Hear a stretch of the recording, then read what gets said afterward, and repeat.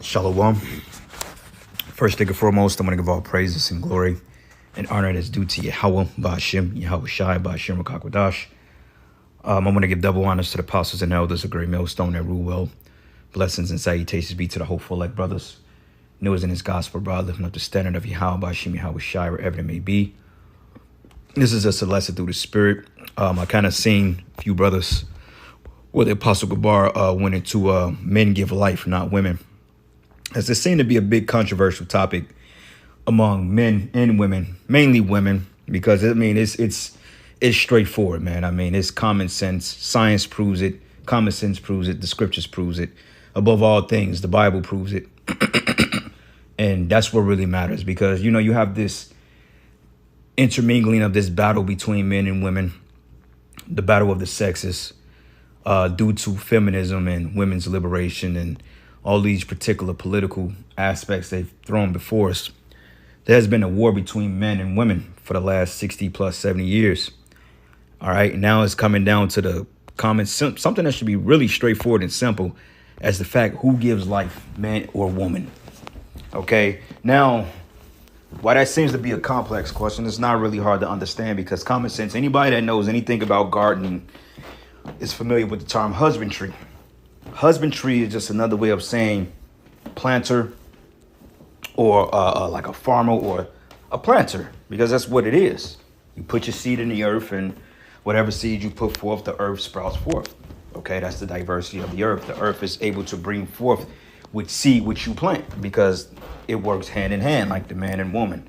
Okay, sperm is life of itself. Okay, but it cannot fully become a human until it reaches fertilized eggs, which is a step, which is a two-step. Well, I won't say two-step, but I say two-step process, meaning man and woman. Okay, the man shoots his seed into the woman's vagina, then she fertilizes his seed in her egg, and then before you know it, if it's healthy enough, it comes from an embryo to a full-fledged human being. But the spirit, okay, is of life through the Father. Okay, because we know that man holds the seed.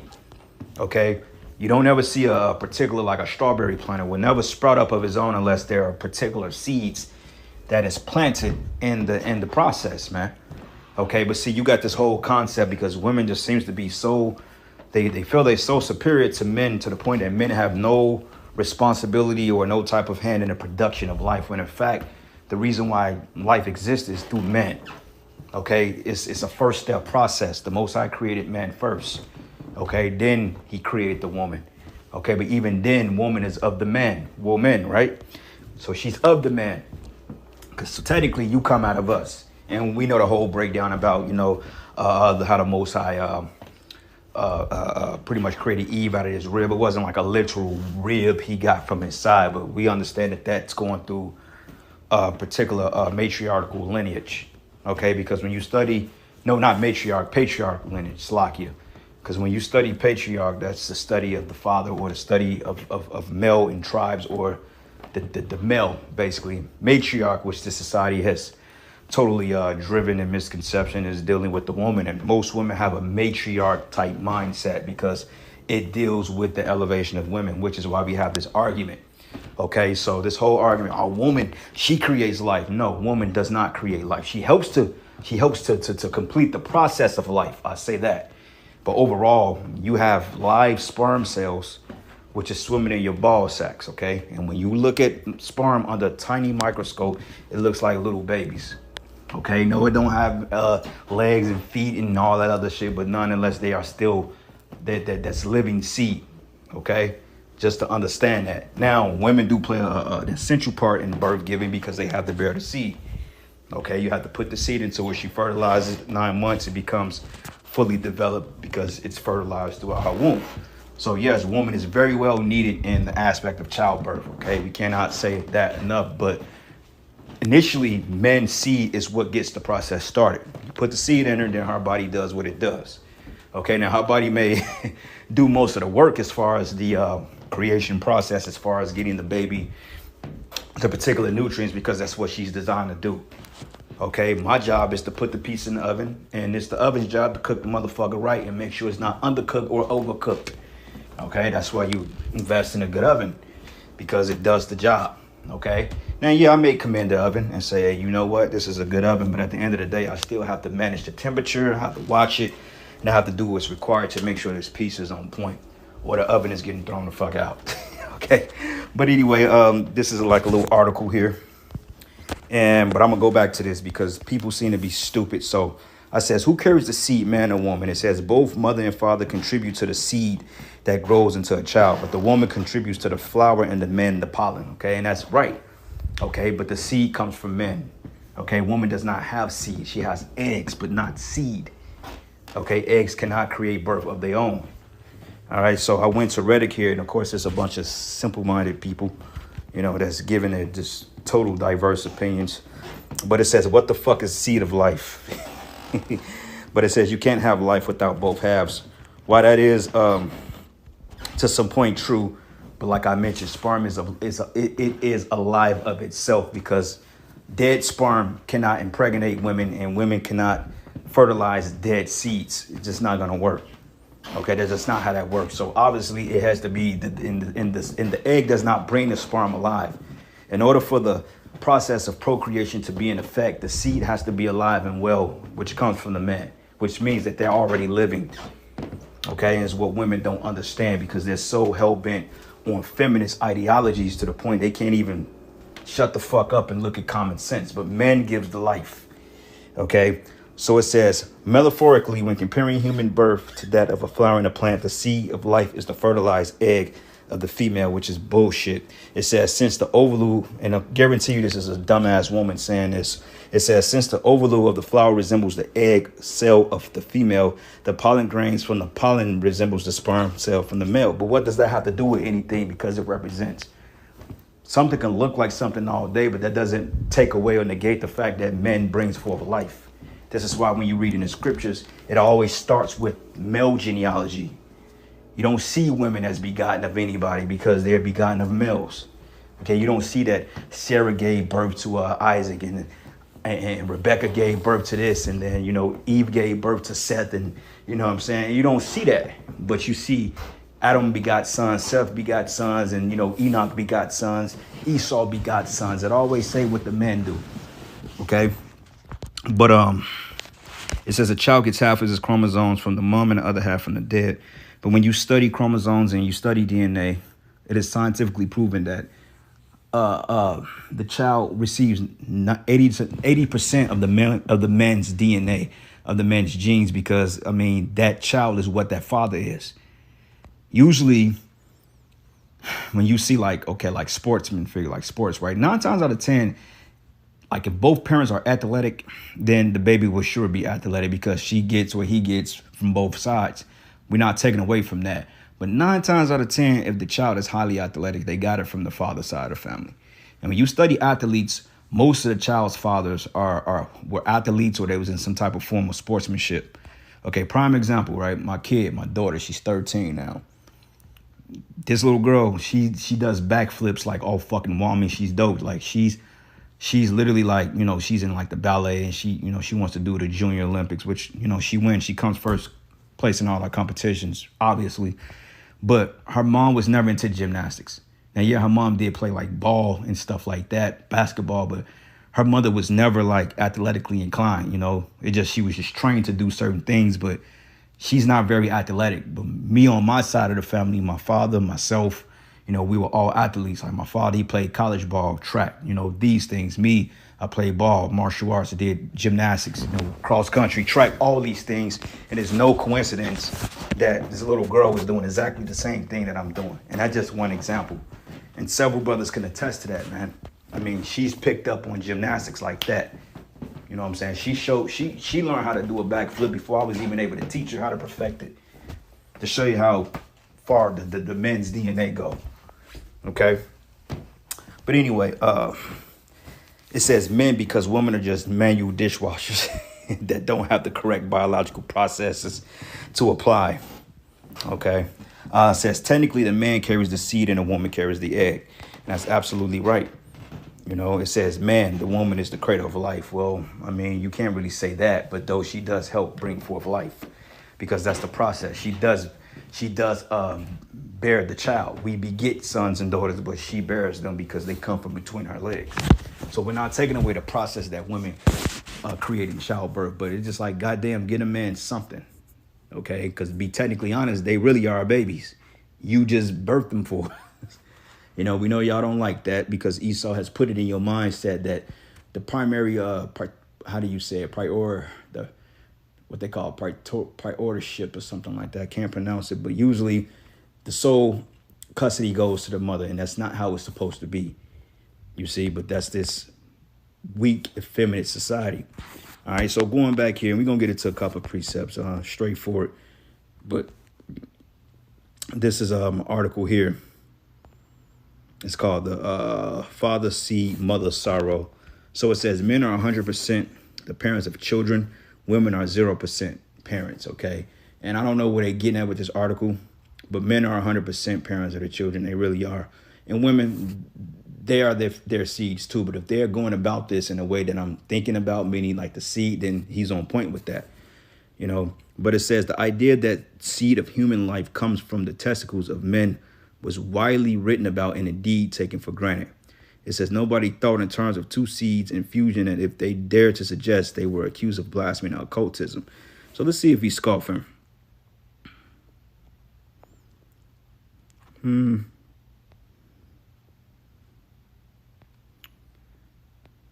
Father material.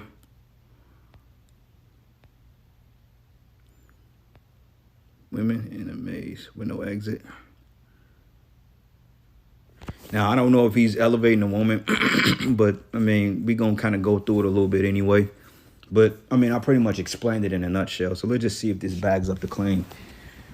But it says the essential difficulty of this theory of reproduction is that the source of the seed, the man, is physically distinct from the means of production, the woman. It says that led to the greatest problem for women, men feeling they had to control means of their male reproduction. Oh, yeah, this is some bullshit. Yeah, basically they're scoffing it basically, but nonetheless, man, it was just like, okay, we thought we had something, so we're not gonna really go into that. Men are seed carriers, women are incubators. Know the difference. Okay, so let's see what this is, and that's absolutely true. An incubator, fucking oven.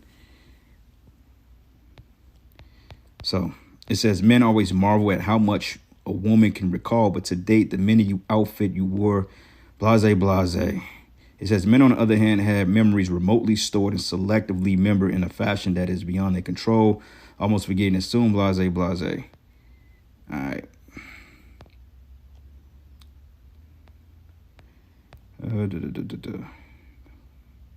Here's another feminism shit.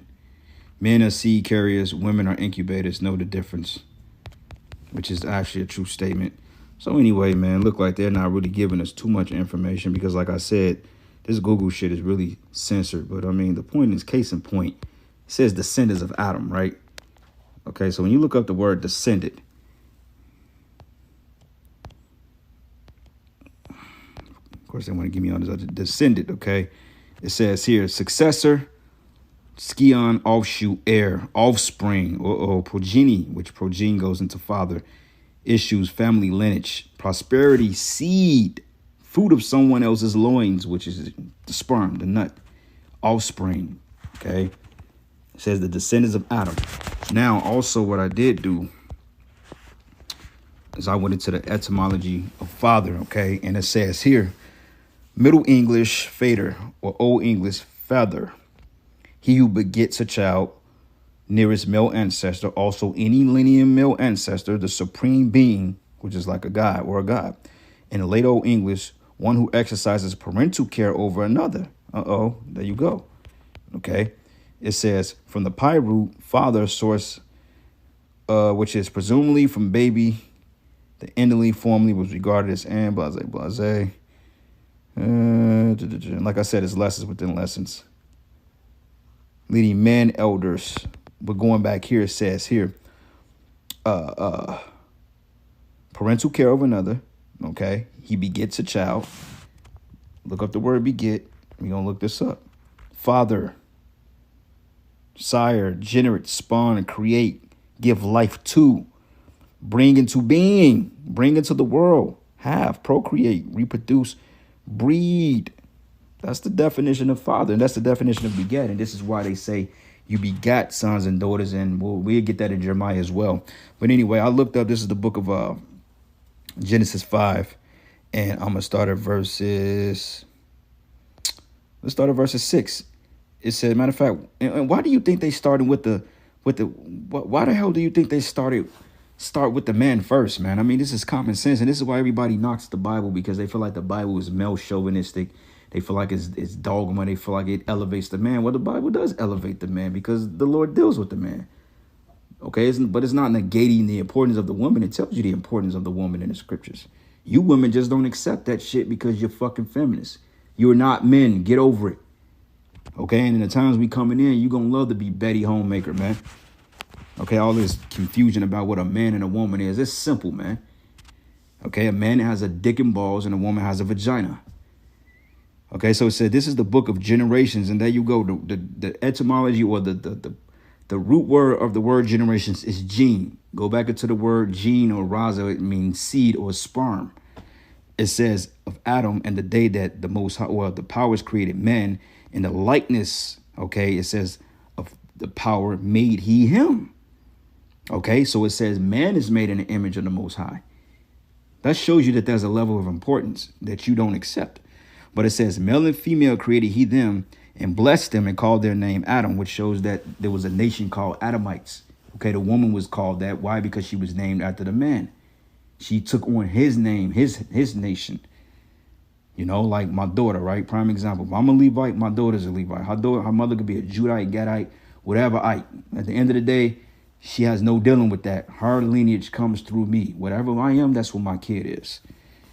Okay, and it says, and called their name Adam in the day when they were created. And Adam lived 146 years and begot a son in his own likeness and after his image, and called his name Seth, which Seth was righteous.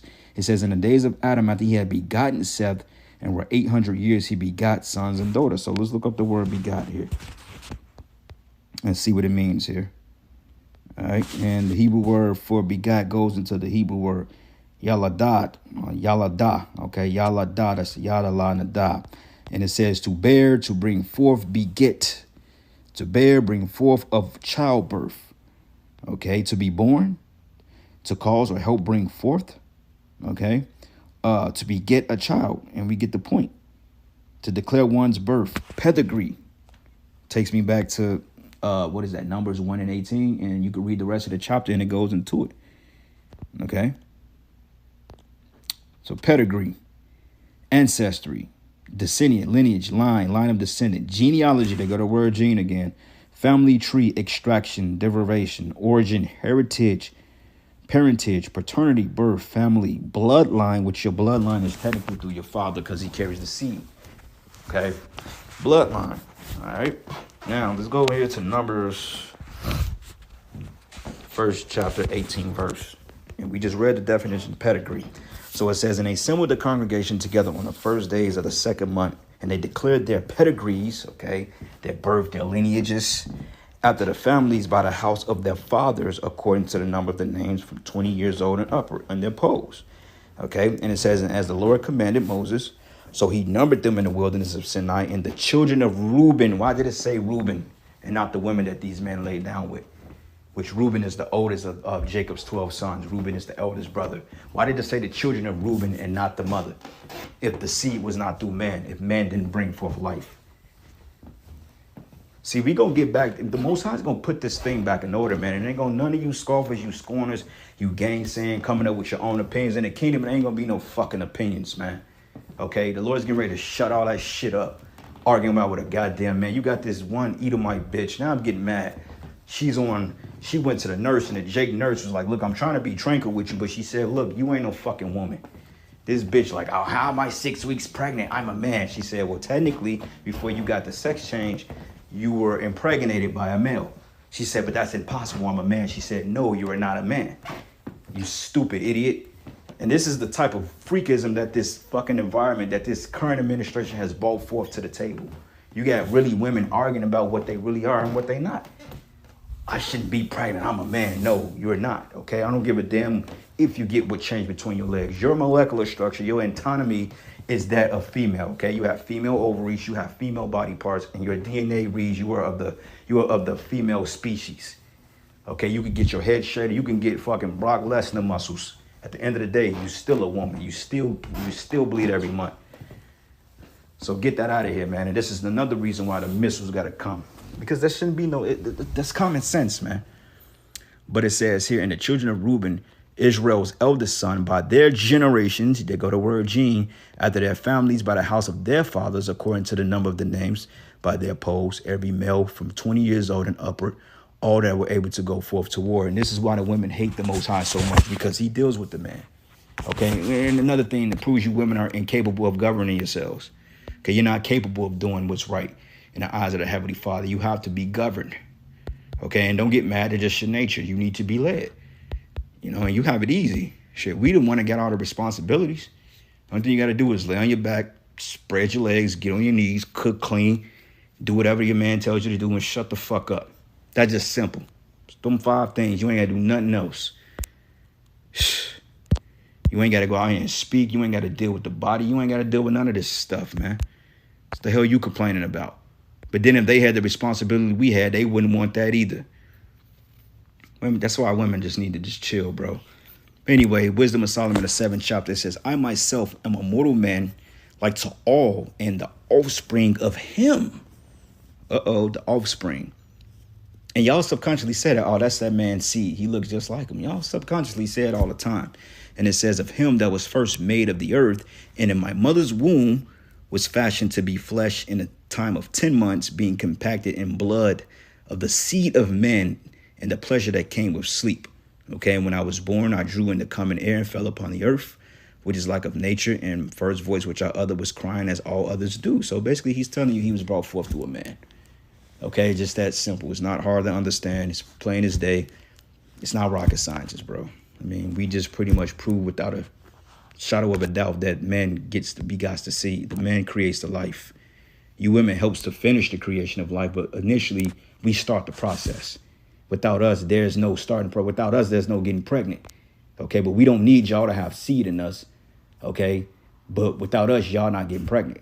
And y'all can say, well, without us, y'all can't have a child. That's absolutely right. But still, the first process, we have living seed inside of us. And you need our seed in order for you to get pregnant. Even if it is an artificial pregnancy, they're still putting some type of sperm inside you, man. I think they call it like artificially inseminated or some shit, some craziness, man. You know, but this is why this man has to get taken out. And anybody that thinks and believes like him, they got to go too. Because we shouldn't be arguing about what the hell a man and who gives life. It's simple. Okay, it's simple. But anyway, this is the book of Jeremiah 16, and I'm going to start at verses 3. It says, but thus says the Lord concerning the sons and concerning the daughters that are born in this place, and concerning the mothers that bear them. Bear means to come between our legs. You push them out. You know, you hold that, you push them out. And concerning their fathers that begot them in the land. Okay, it's not a hard concept to understand. All right. Bear, same thing, man. Begot, same thing. But they had to make the two distinctive purposes between the words, but nonetheless, it's the same thing. You know, you bore them, you know, they push from between your legs and we put them inside you. It's simple. But anyway, man, I'm going to end this, giving all praises and glory and honor that's due to Yahweh Bashim and Yahweh Shai. Lord's will you will edify it to the next lesson. Shalom.